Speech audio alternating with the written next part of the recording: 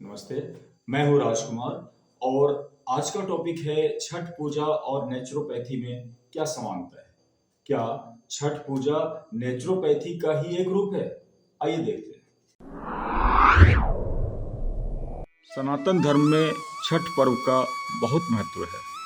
छठ पर्व में प्रकृति और सूर्य देव की पूजा और उपासना की जाती है।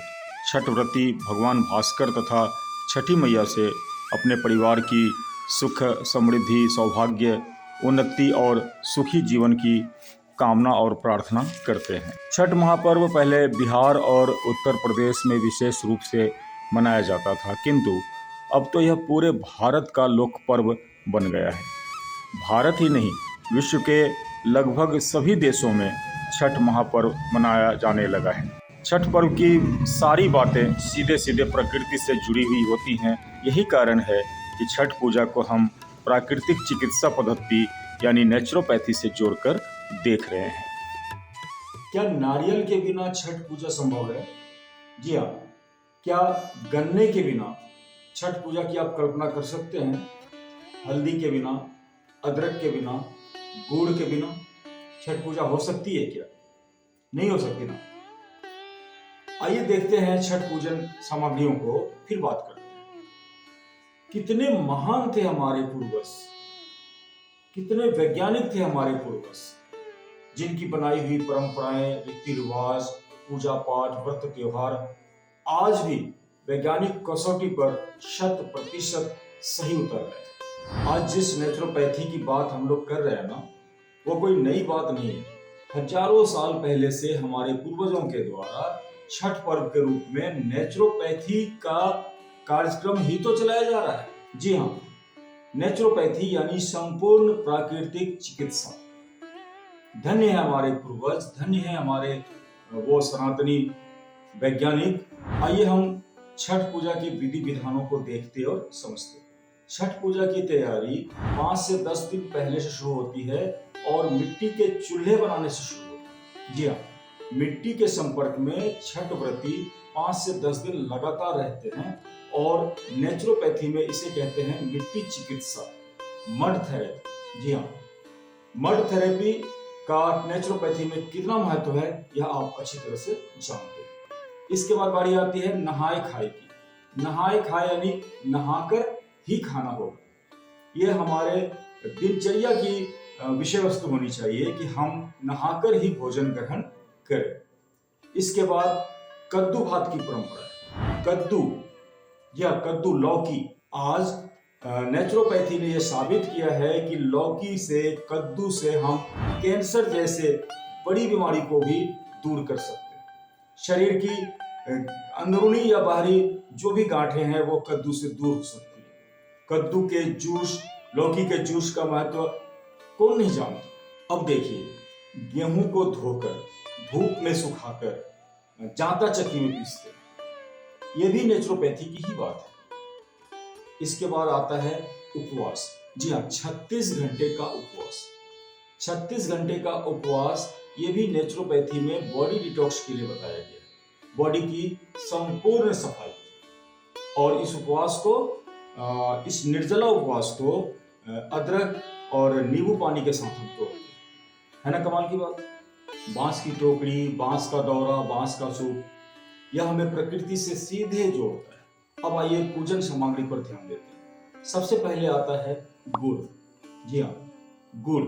गुड़ का महत्व हमारे नेचुरोपैथी में बहुत बताया गया है।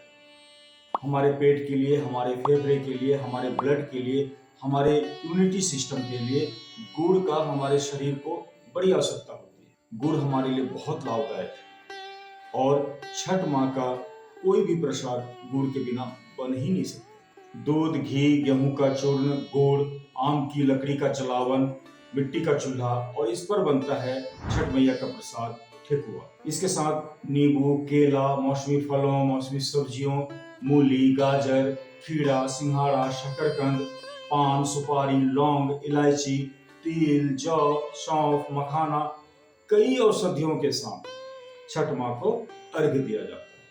मिठाई के रूप में सिर्फ बताशे को पूजा के लिए स्वीकार किया गया है। तरह तरह के फल फूल, धूप, दीप, कपूर के साथ छठ मैया की पूजा की जाती है। छठ व्रत में छठ व्रतियों को दातुन करना पड़ता है। जी हाँ, पेस्ट ब्रश का कोई सवाल ही नहीं उठता। और नेचुरोपैथी में दातुन का कितना महत्व है वो आप भली भांति जानते हैं। छठ व्रतियों को नदी के जल में या सरोवर के जल में घंटों कमर तक पानी में खड़े रहना और खड़े रहकर प्रार्थना करने की परंपरा। पेट तक पानी में देर तक खड़ा रहना, नेचुरोपैथी में इसे कहते हैं जल चिकित्सा। जी हाँ, हाइड्रोथेरेपी। सूरज की किरणों की प्रतीक्षा करना और उगते हुए सूरज को अर्घ्य देना, यह सिर्फ सूरज स्नान नहीं है, यह सूरज की आती हुई किरणों के हमारे शरीर पर पड़ने का एक चिकित्सा प्रणाली है और जिसे आप नेचुरोपैथी में सूर्य चिकित्सा कहते हैं। जी हाँ, सूर्य स्नान या सन बाथ भी नेचुरोपैथी में एक बहुत बड़ी चिकित्सा मानी जाती है और सन बाथ के द्वारा कई कई रोगों को बहुत हद तक दूर किया जा सकता है, समाप्त किया जा सकता है। यह एक सामान्य सी बात है, सामान्य सा नियम है कि सूरज की जो पहली किरणें होती है वह हमारे शरीर को बहुत लाभ देता है। सूरज की किरणें हमारे शरीर की कई बीमारियों को जड़ से खत्म करने की क्षमता रखती है।